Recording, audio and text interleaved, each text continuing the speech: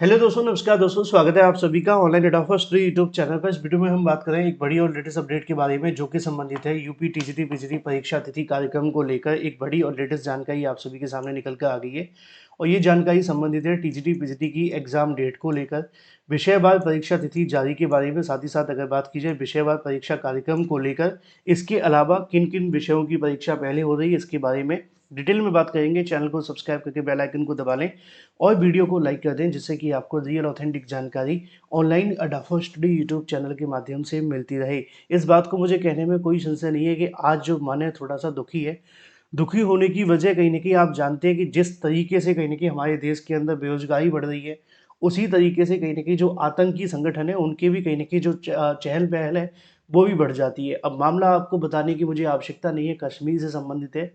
लोग इतने कहीं न कहीं निर्दयी कैसे हो सकते हैं, जहाँ कश्मीर में हम लोगों के थ्रू इनका रोज़गार चलता है, हम लोगों के जाने से इनको रोटियाँ मिलती हैं, ये उन्हीं लोगों को मरवा देते हैं। हिसाब लगा कर के देखिए कि 26 से 27 लोगों को कहीं न कहीं इस प्रकार की जानकारी मिली है। ऑफ़िशियल आंकड़ा क्या है, कोई नहीं जानता है ना? लेकिन जो समाचार पत्रों में आ रहा है, जो न्यूज़ में आ रहा है, उसको बताया जा रहा है। अभी थोड़े दिन पहले की बात है, माता वैष्णो देवी से थोड़ा-सा आगे शिवखोड़ी के लिए एक बस पे आतंकी अटैक हुआ था। अब पहलगाम, जहाँ पे इन लोगों का चारा, इन लोगों का जो रोटी है, वो इसी पे डिपेंडेंट है। वहाँ के लोगों की बात कर रहा हूँ, है ना? और वहाँ की रोटी इन्हीं से चलती है कि भई ये लोग आएँगे, हमारे यहाँ घूम कर के जाएँगे, पैसा देंगे, फिर हम इनके इनके घर में कहीं न कहीं चूल्हे जलते हुए देखेंगे और ये उन्हीं लोगों को मरवा देते हैं। अब ये कौन लोग हैं, कहाँ के लोग हैं, क्या किया जा सकता है? इसके लिए कहीं न कहीं कुछ कड़े कानून बनने की आवश्यकता है। तभी जो स्वर्ग है वो स्वर्ग बनेगा, नहीं तो स्वर्ग तो फिलहाल नरक बना हुआ है। क्योंकि हम लोग कहते हैं ना भाई कश्मीर तो स्वर्ग है, स्वर्ग नहीं है, नरक है वो। उसके जैसा नरक तो पूरे देश में नहीं है हमारे में। अब वो नरक किसने बनाया है? लोगों ने, जिनकी मानसिकता पूरे तरीके से गलत हो चुकी है, जिसको हम आतंकी कहते हैं। फिलहाल जिन जिन लोगों के साथ ये हुआ है, जिनके परिवारों के साथ हुआ है, उनके लिए हमारी संवेदनाएं।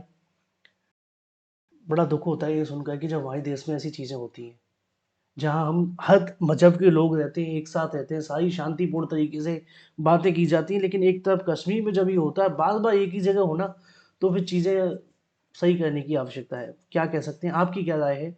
एक as a candidate, as a human being क्या कहना चाहते हैं? चलिए बात कर लेते हैं अपने मुद्दे को लेकर। मुद्दा है टीजीटी पीजीटी परीक्षा के बारे में। दोस्तों, जैसा कि आप जानते हैं कि टीजीटी पीजीटी को लेकर जैसी कोई बड़ी और नई जानकारी निकल के आती है, मैं आप सभी को देता रहता हूँ।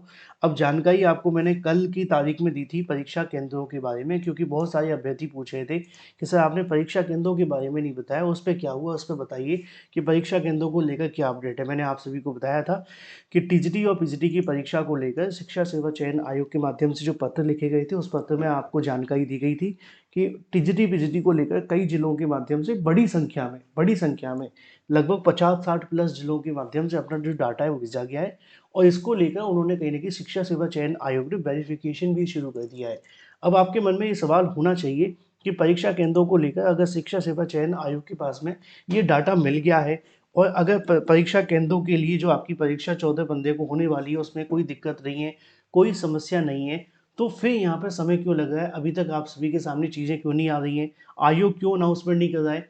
अब इसी के बारे में मैंने आप सभी के लिए एक नई जानकारी निकाली है और जो जानकारी है टीजीटी और पीजीटी परीक्षा के विषयवार कार्यक्रम के बारे में।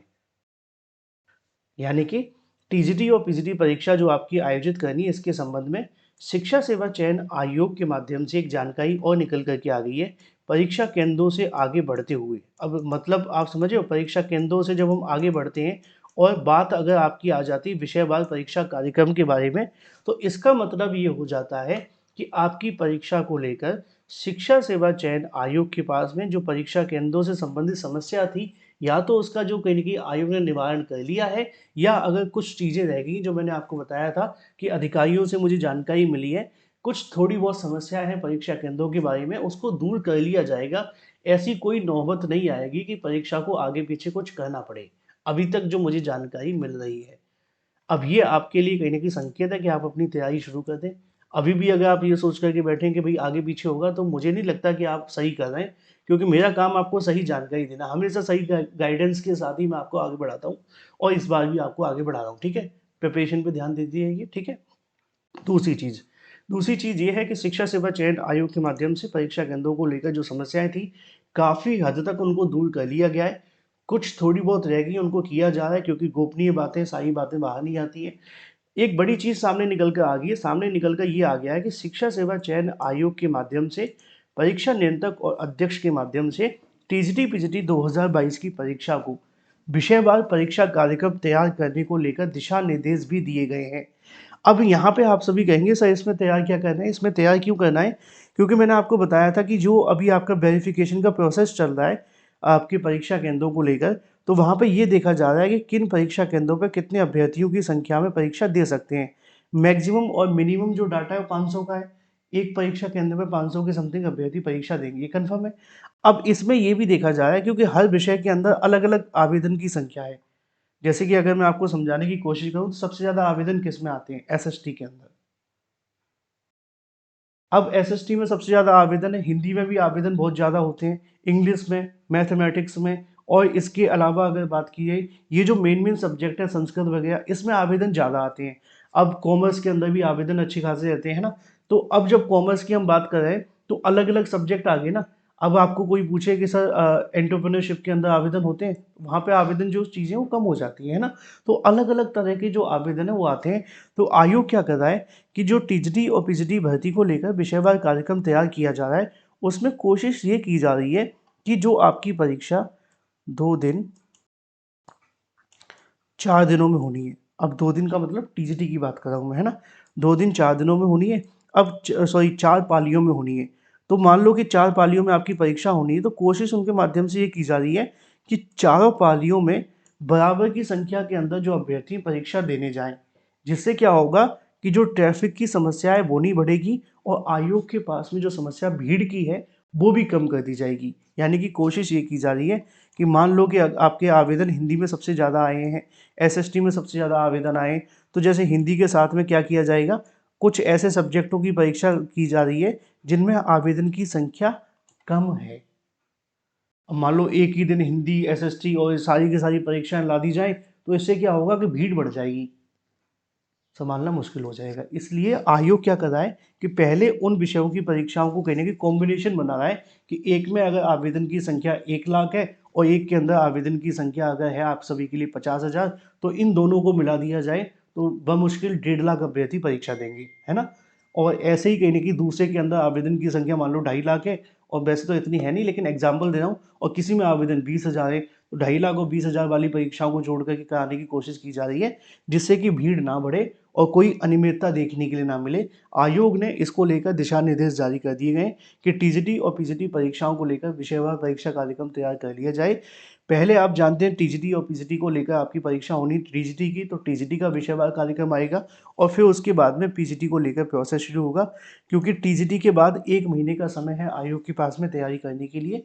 इसलिए पहले जो प्रोसेस में है वो टीजीटी है। एक बार जैसे ही टीजीटी की परीक्षा हो जाएगी फिर पीजीटी का विषयवार कार्यक्रम जारी किया जाएगा। लेकिन इसी चीज़ को पीजीटी में भी फॉलो किया जाएगा। अब सवाल आपके मन में होना चाहिए कि सर कब तक आप सभी के सामने आ सकता है? तो जो मुझे जानकारी मिल रही है 2 से 3 दिनों के अंदर आयोग के माध्यम से इसको लेकर आप सभी का विषयवार कार्यक्रम तैयार कर लिया जाएगा। सब कुछ सही रहा तो इसी महीने के लास्ट में टीजीटी को लेकर विषयवार कार्यक्रम आयोग के माध्यम से ऑफिशियल वेबसाइट पर जारी कर दिया जाएगा, जिसकी जानकारी सबसे पहले आपको कहाँ से दी जा रही है? ऑनलाइन अड्डा फॉर स्टडी यूट्यूब चैनल के माध्यम से। इसलिए चैनल को सब्सक्राइब करके बेल आइकन को दबा लेना, क्योंकि मैं आपको सबसे पहले सही सटीक ऑथेंटिक जानकारी दे देता हूँ। क्योंकि मुझे पता है जो हमारे साथ अभ्यर्थी जुड़े हुए हैं उनको कहने की ऑथेंटिक जानकारी चाहिए, जिससे कि वो अपनी प्रिपरेशन करते रहें। अब आपके मन में अभी भी कोई सवाल है कमेंट में? बहुत सारे अभ्यर्थी कहते हैं सर परीक्षा होगी कि नहीं होगी, बता दो प्लीज़। बता तो दिया, परीक्षा होगी, 100% हो रही है। सब कुछ सही रहा तो आयोग आपकी परीक्षा करा लेगा। अब जब मैं ऐसा शब्द कहता हूँ ना कि सब कुछ सही रहा, तो इसका मतलब ये नहीं होता कि मैं आपको ये कहना चाहता हूँ कि नहीं होगी। ये इसलिए कहा जाता है, जैसे कि आपने देखा होगा एक ऐड आता है साबुन कंपनी का 99.9% कीटाणु मार देता है, लेकिन 0.1% जो है ना, उसको हमें नेग्लेक्ट नहीं कर सकते। इसलिए किसी चीज़ को 100% कहने से पहले थोड़ा-सा ये कहा जाता है कि सब कुछ सही रहा तो, ठीक है ना? तो इसलिए आप लोग परेशान मत होइए, प्रिपरेशन करते रहिए। टीजीटी, पीजीटी परीक्षा को लेकर आयोग ने तैयारियां कर ली। परीक्षा केंद्रों को लेकर जो समस्याएं थी उनको दूर किया जा रहा है। ऑलमोस्ट सारी समस्याएं दूर हो भी गई हैं। अगर कोई रह गई है तो उनको जल्द कर लिया जाएगा और सब कुछ अगर ठीक रहता है तो आप सभी के सामने विषयवार परीक्षा कार्यक्रम आप सभी के सामने इसी महीने के लास्ट में आते-आते जारी कर दिया जाएगा। और मैंने आपको ये पहले बता दिया है, किसी ने इसके बारे में आपको अभी तक जानकारी नहीं दी होगी, ये भी कन्फर्म है। फिलहाल इस वीडियो में इतना ही, मिलता है अगली वीडियो में। Till then take care, tata bye bye. Thank you for watching this video.